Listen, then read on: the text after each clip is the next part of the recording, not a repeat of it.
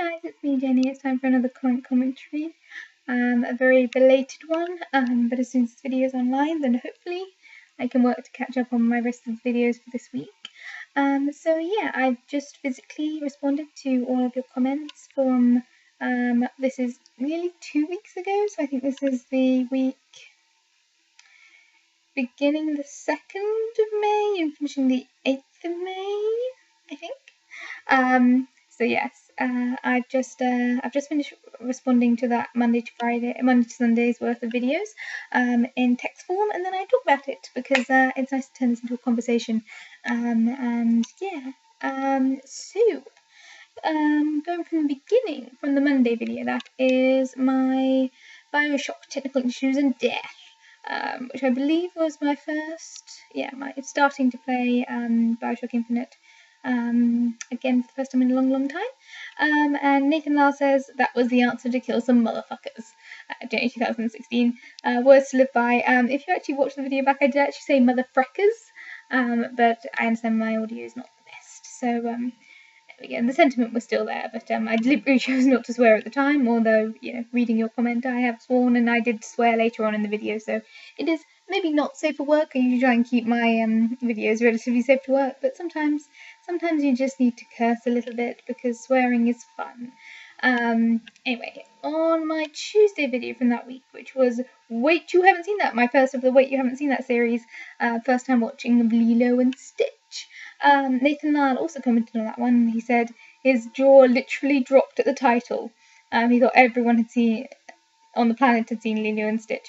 That's like saying you never saw The Lion King. And I have to admit, The Lion King I didn't see until I was about 17 or 18. I was one of the ones that I watched pre-uni as I've never seen this Disney, I need to watch it. I never watched Land Before Time until I was 21 or 22, because that was for, I think, Harry Movie Club. That was the first time I watched it, was for Harry Movie Club. I have not seen Gundam, Road to El Dorado, Spirit Stallion of the Cimarron, and I have not seen American Tail. So thank you for giving me lots of wait, you haven't seen that films that I need to put on my list of films I haven't seen. I've got films for at least the next 5 weeks of shocking ones that some of you will be truly appalled that I haven't watched. But there we go, that's the whole point.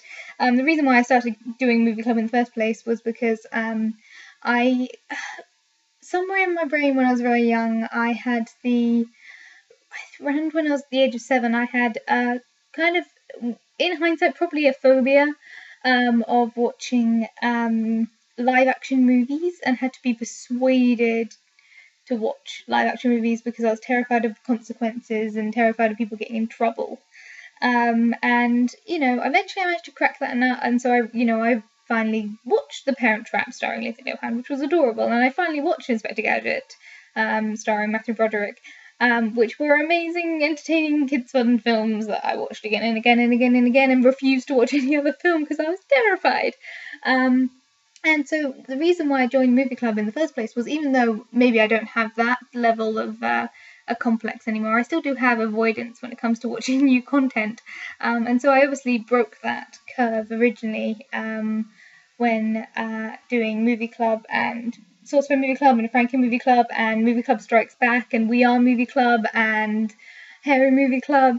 All of those together forced me to watch new films, and it was a new and exciting experience. And I've kind of, since all of those clubs have kind of faded into the distance, I've, trying to force myself to watch new things is a real challenge. Like, either next week or the week after, I'm going to be watching a film that I've avoided for so many years. That I genuinely have anxiety, like, thinking about the fact that I'm going to watch this movie. Like, I have avoidance. I have true avoidance of this film, and you guys are going to be appalled that I haven't seen this film. But, like, I refused to watch it as a child, and somewhere in my brain, I wrapped up the concept of watching that film with so much anxiety that actually forcing myself to sit down and watch this film sometime in the next week is gonna be traumatizing. It's probably gonna be incredibly cathartic, and you guys are gonna be like, "Why were you worried about that film?" It's basically a kids' film, but there we go. I've got so much anxiety wrapped up in that film. You guys have no idea. But yeah, when I finally get around to watching it and post the review for it, probably not next week, hopefully the week after. Yeah, you guys are gonna be shocked and appalled. But there we go.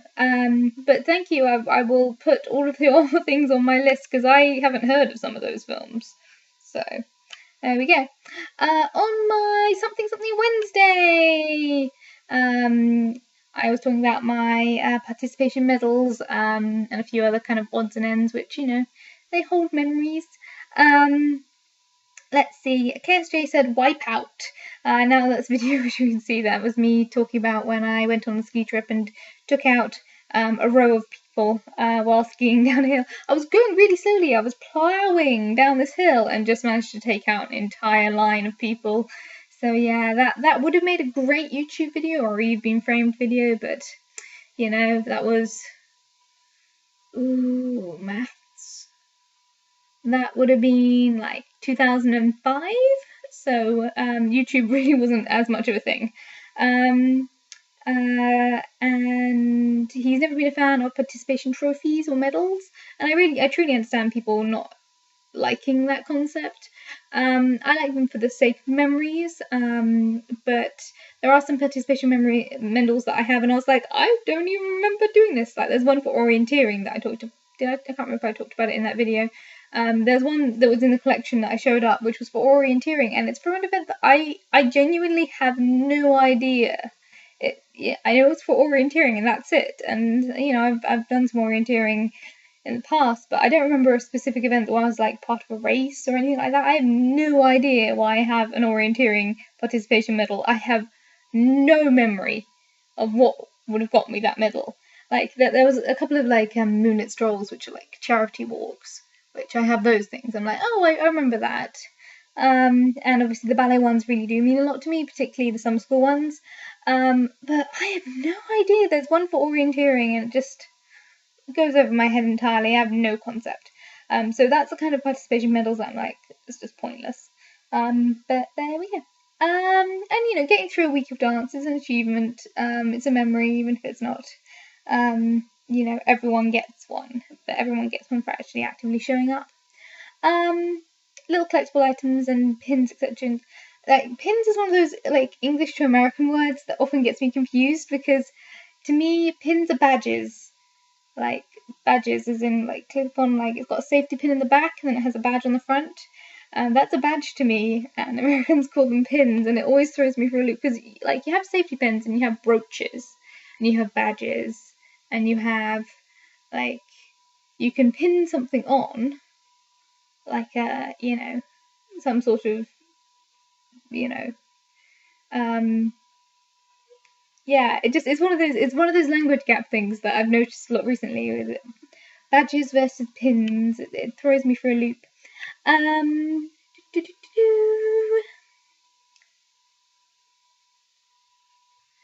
Maybe it's just a language, but he doesn't like the way they try to make it sound like more important than it is. Well, yeah, I get that, but for me personally, as long as there's actual connection and memory, and even if it's everyone participated but everyone did put in effort, then I feel like it's well won. But there we go. Nathan Lyle says he doesn't have any medals because he hasn't done anything with his life. Now he feels bad. Time to listen to some Billy Joel and eat the pain away. I am sorry. I am very, very sorry. Be glad that I only got participation medals. I never actually achieved anything great enough to receive proper medals. My sister was a very high achieving person in school and would come home with like plaques and trophies and all those sort of things, and I'd get like the second most improved in modern languages. But it's one of those things that everyone achieves what they want to achieve. If you really want to achieve something, then more likely than not you can put in the effort to get somewhere with it. And if you don't, then you personally can feel like you've achieved something because you've put in effort. There was it really pissed me off as a child because I couldn't really understand the concept, but it was this idea that if there's two travelers on the mountain and there's one person who started here and ended up here, and there's one person who started here and has got to here, then this person has travelled a greater distance and has achieved more. And it was one of those things that I couldn't get my head around it because, like, physically, this person must have got up the mountain somehow. So, you know, I always threw that into the loop. Like, it messed with my brain. But to be honest, it's one of those things as an adult, I'm like, yeah, even if you don't achieve as high as someone else, the fact that you've put in more effort, you've made more progress for you than they have made for them because you put in more effort. It's a classic thing with Emma from the Jane Austen books, that she never achieved greatness because she always was good enough. She never achieved greatness because she naturally was good at everything, so she never put in any effort. And so, you know, those sort of people kind of bug me. Like, the people who've tried really, really, really hard and achieved an average score, those people I respect. The people who haven't done a day's work in their life and naturally get all A stars, I just kind of, you know, I don't respect them as much as the people who get B's and C's but try their gosh darn hardest. And I think in the end, you know, the people who try hardest are the ones that are going to come out on the bright side, hopefully. My little idealistic soul thinks maybe. Anyway, moving on to my Naked Truth response to Trish Hushberger regarding Star Wars. Obi Osborne, new name, hello, welcome, says it's nice to know other people like you guys know what a good movies are, woo! We live in an era of the world where the average person doesn't know what a good movie is, and loves my movie reviews. I think truly everyone can appreciate movies for different reasons. Movies are a very, very personal thing, and I think in a movie review that will be coming out pretty much as soon as I've caught up on my rest of this week videos, the movie that I'm discussing for my wait, you haven't seen that, that I've already filmed officially because I am so out of order, that discusses the concept of you know, the fact that we're at a point in technology where we're, the first time ever, we can almost entirely share dreams. You can create something in your head, put it physically onto a screen, and have movement and have sound and have effects, something that you only had in your brain, and then communicate that to someone else. And so I feel like, you know, movies are a very, very personal thing. And, you know, I can see truly how people don't like the modern Star Wars, who like the old ones, don't like the new ones, don't like the old ones, like the new ones. Some people like the prequels. That's entirely their own business. You know, I think everyone, like, a good movie is such a subjective concept. So thank you so much for liking my reviews. But I don't believe that everyone doesn't know what a good movie is. I think everyone has a very different opinion depending on what their definition of a good movie is for them. And I know that was a very political way of answering that thought, but thank you nonetheless for being awesome and supportive. And welcome to the little family. And KSJ says, "May the fox bewitch you." And I hope so, because fox is a vixen. Wink, because vixens are what female foxes are called. More you know. On last week's commentary, bloomin' heck, you guys, bloomin' heck, so many comments. Good golly. Okay, starting from the top, Chris Ware says, if you want, he'd be more than happy to edit a music video for me, so yay. The thing with, if I were to make a music video, which is one of my targets for this year, and I'm working on a cosplay that I'd like to do like some sort of video to kind of show it off. Like, as I said, there's no one that I know who's willing to help me film and stuff.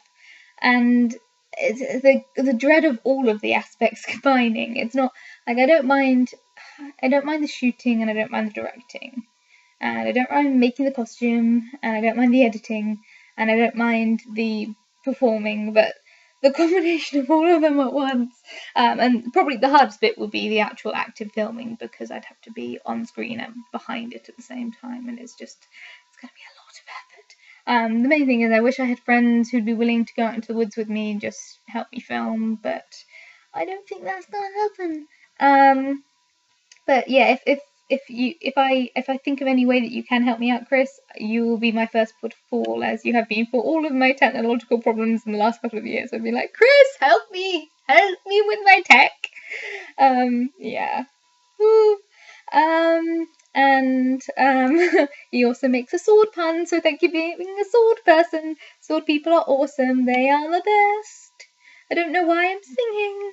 Oh hell.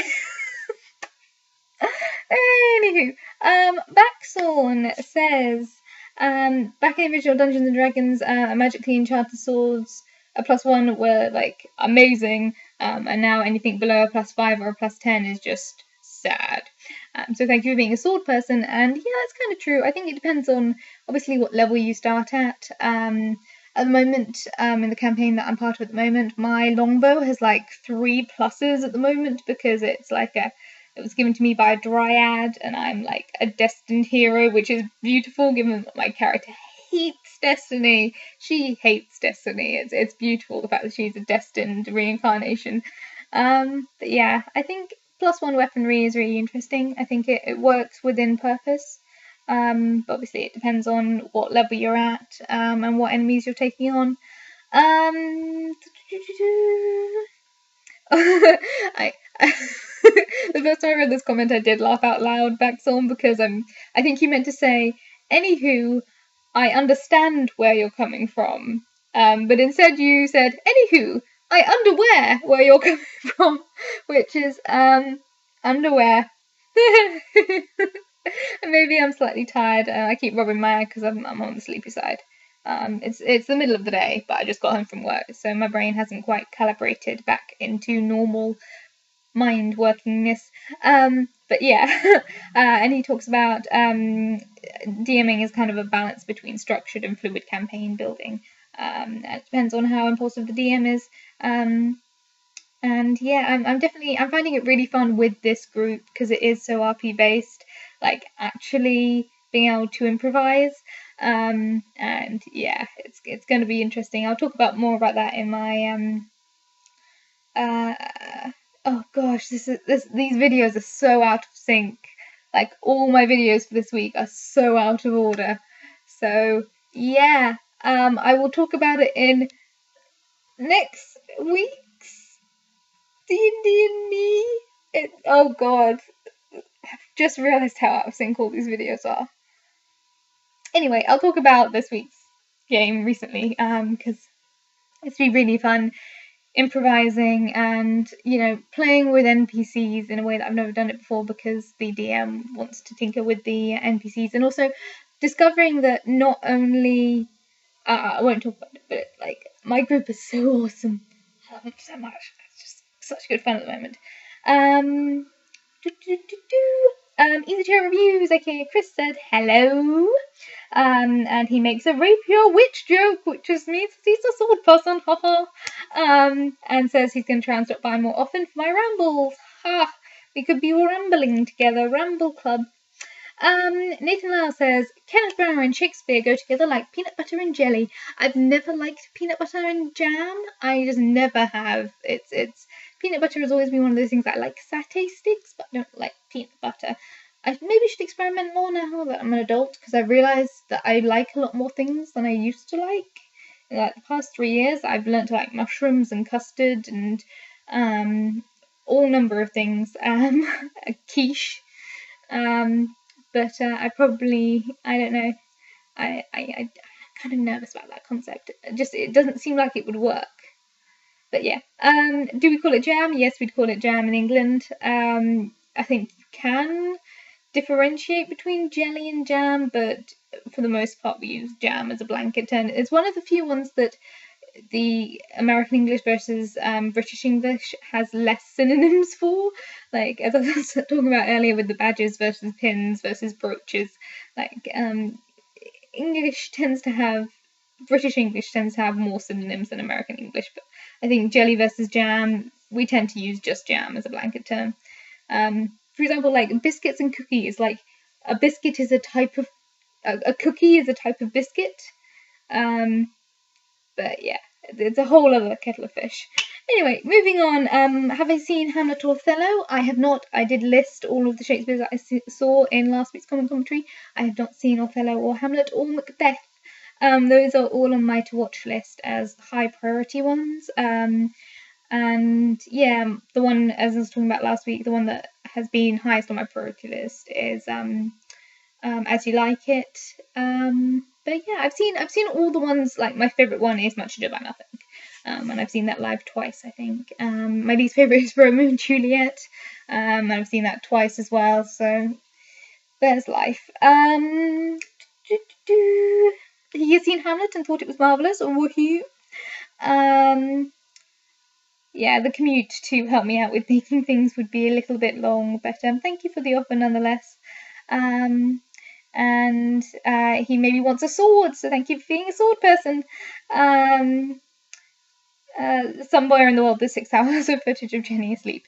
There is footage that I've recorded at some point where I left my web camera on years ago. Like, now I have this convenient...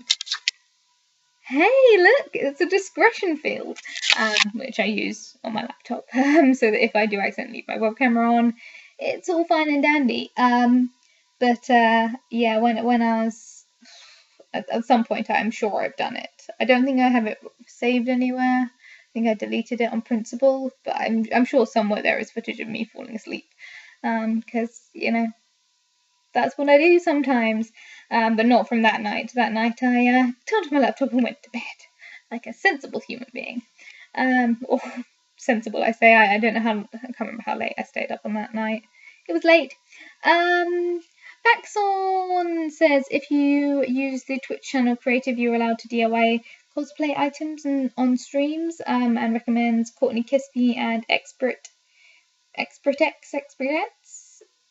cosplay on Twitch, and also would help me with making movie videos. So yeah, thank you for another offer. And again, I understand asking for help from the internet's probably a little bit weird, but thank you for the support. When it comes to making cosplay, I will try and film stuff as I make it, but setting up the camera or setting up the laptop is a lot of kind of little tedious things where I'm like, when I want to create something, I just want to sit down and do it while I have the passion to do it, and setting up the cameras and then editing it all. It's just adding additional effort to something that's already fun, but it is effort to do cosplay. If I were to stream it, I think it'd be quite difficult because my sewing machine and all my fabrics and stuff are in the other side of the house to the router. And the router is not very powerful, so it's kind of hard to get decent signal. But there we go. I might consider it, I might not. I'll look into it. And some people at home, and because I'm filming in a shared room, they kind of interrupted the footage, so edits! Woohoo! But, I was given some euros for my trip to Spain in a month, and some chocolate, which is awesome. Lots of chocolate. So yeah, that's for house sitting, which is always fun. In the meantime, back to comments. So I'd got as far as KSJ Hawker 94, who said some words of rambly dialogue. Indeed, that is very, very true. Okay, so Red Sky Blackbird. I can't respond to every single one of your comments, so it's only going to be responded to in verbal form because my gosh. Okay, so if you don't know where the pointy end goes, you haven't been paying attention. Wink, wink. So there you're another sword person. Awesome, another sword person. Swords for the win. He did try the best, but it wasn't good enough. Sad face. I think it was plenty good enough. Now he wants all the medals. He deserves them, especially the ones for the dancing competitions. I think those ones are mine, but thank you for the offer. At some point I might do some sort of giveaway, but I don't know how to do that, so one stage at a time. And so Jenny sleeps on the dresser, leaning on the dresser. Right next to her, she sleeps well and deep, yet in the morning after starting with a terrible pain in her neck, as leaning like that has a tendency to cause.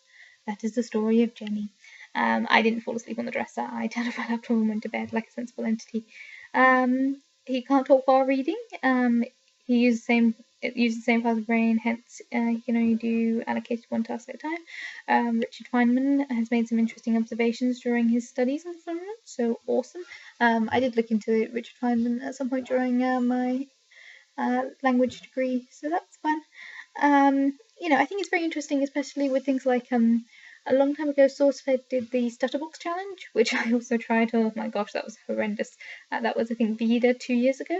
I tried the Stutterbox challenge.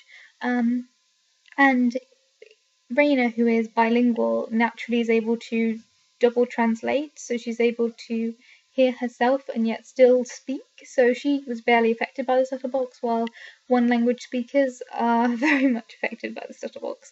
It's a very interesting thing. Apparently, video needs more ramble, and in order to facilitate that, Red Sky Blackbird suggests a scenario in which Matthew Mercer decides to quit Critical Role and instead Phil Collins will take up the role as DM. Sorry, hiccup, wow. Also, Mitchell will play a different character, Herbert the Blacksmith. Now, do your thing, if my thing is talk too much.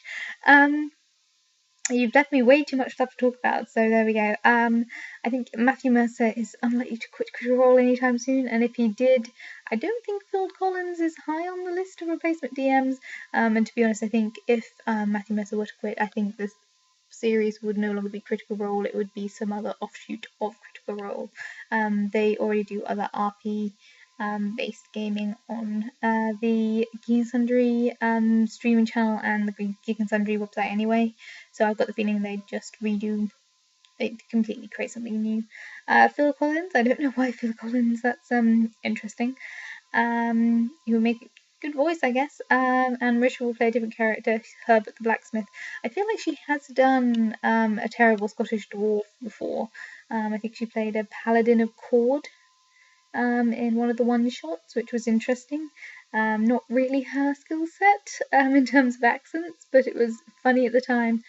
And he is not a crazy entity. He is the only 7-dimensional weasel donut from Pluto's past future. Totally ornery. Take your word for it. And at 23:10, I said something which triggered him to sing "Journey, Carry On, My Wayward Son." So, woo! Moving on to my D&D show thing. Red Sky Blackbird says, love the last episode, pretty close call there. I'm assuming that's in regards to the last episode of Critical Role, in which there was a big battle between Grog and his family, which was one of those beautiful spur of the moment final encounters. I think I talked in that video about the magic of actually having genuine tension due to DM and characters both wanting those hero moments and setting the challenge margin very high, so you actually have to really push to your limits to get to the top.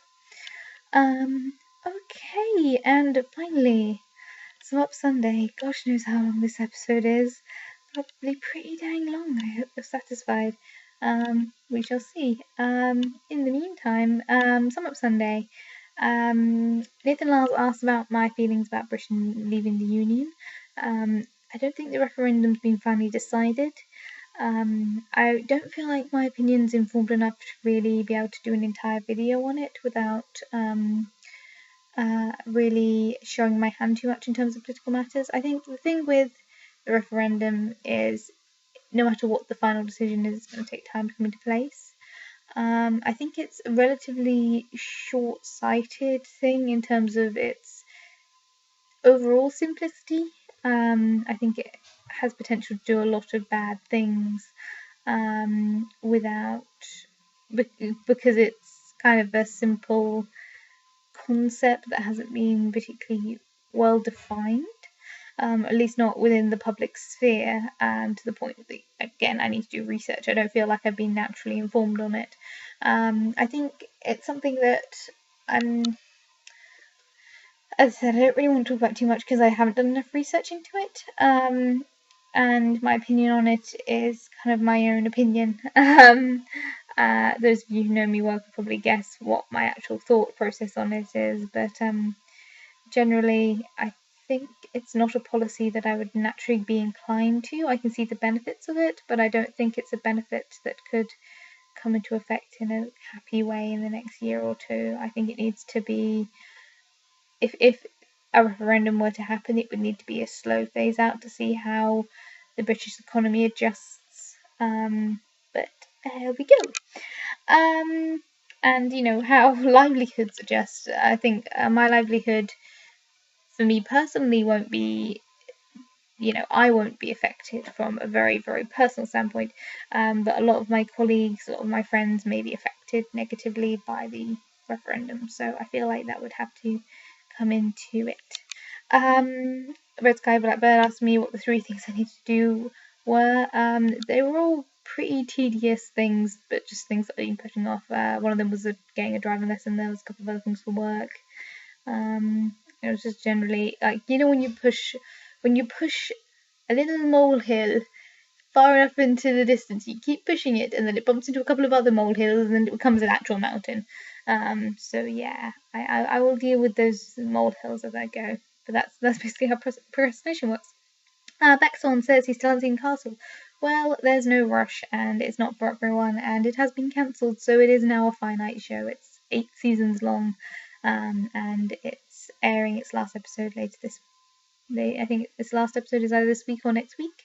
It's been officially cancelled, so you can look forward to not ever having to watch it. So. KSJ says, "Hi Jenny." He has nothing to say, but your greeting is always so friendly. He feels compelled to respond. Well, thank you. I'm sorry to have compelled you to do anything, but I'm glad you enjoyed it. He could tell me how to get out of my procrastination hole, but I think he'll maybe wait till later. Good. Well said. Very well said. Procrastination is the biggest enemy of Red Sky Blackbird. When he was writing for his bachelor degree thesis, he pretty much did anything else. Yeah, that's a very common thing. Anywho, that is the end of the comments for this week.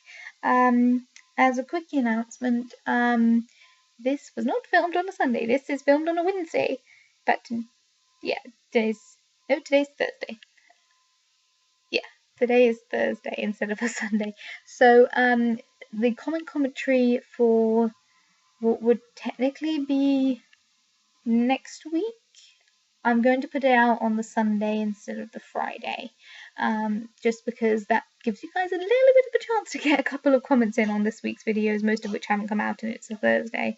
So it gives you 3 days instead of a couple of hours to get your comments in on my Saturday, Sunday videos before I talk about them and kind of seal them off psychologically.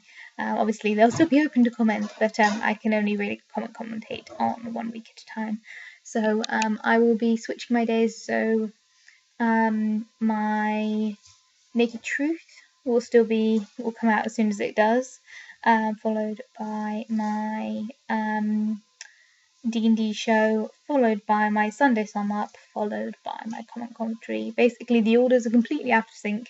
All of my videos are completely out of sync. Half my videos for next week I've filmed, half of them I haven't. It's a mess. Some of them have been uploaded, some of them haven't. So I'm trying to keep it as chronological as possible for you guys, as I'm keeping it juggled. Some of them are before my hair was cut, some of them are after my hair was cut. You guys can't probably tell, well, you know, which is before and after, but I probably can.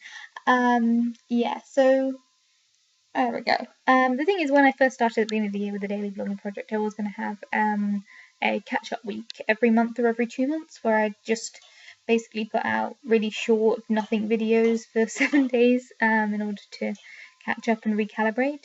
And I've only really done that once, and so I think I'm doing pretty well, even if I am a week behind. But I'm working my way through it.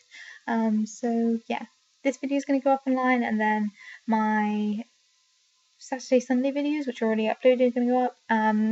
Later this afternoon, I will do some sort of gaming streaming, fingers crossed, in order to get my Monday video done, and then my Tuesday and Wednesday video are already online. I just need to publicise them. And then I need to film my Naked Truth, and we're pretty much back to up to date. So, woo! But as I said, I will be moving my commentary to the Sunday and moving up my D&D show because that makes more sense in terms of logic. Yeah. So today's secret word of the day For those of you who don't know, because these tend to be very long and very continuous, I put a secret word at the end so I can tell who has watched all the way to the end, so credit is given where credit is due. And so today's secret word of the day is going to be... The thing is, I've just switched to another tab, and there is a picture of an onion. So that's going to be the secret word of the day. Today's secret word of the day is onion, because it's the first thing that I see in front of me. So feel free to put that in the comments down below. Put it as subtly as you like or as non-subtly as you like. It's up to you guys. But, you know, that way at least I know who has been insane enough to watch all the way through this. And yeah, I'm going to go do something before I fall into a coma. Possibly eat a lot of chocolate. And catch up on my videos. So thank you for watching. Feel free to comment, and I'll see you guys all next week. Slash in 3 days for a commentary, and I will see you guys all very soon for another video, because there's so many videos that I'm behind on. Yeah, thank you for watching. Feel free to comment, and I'll see you guys all very soon. Bye. And I'm not in the right tab. Let's turn that off.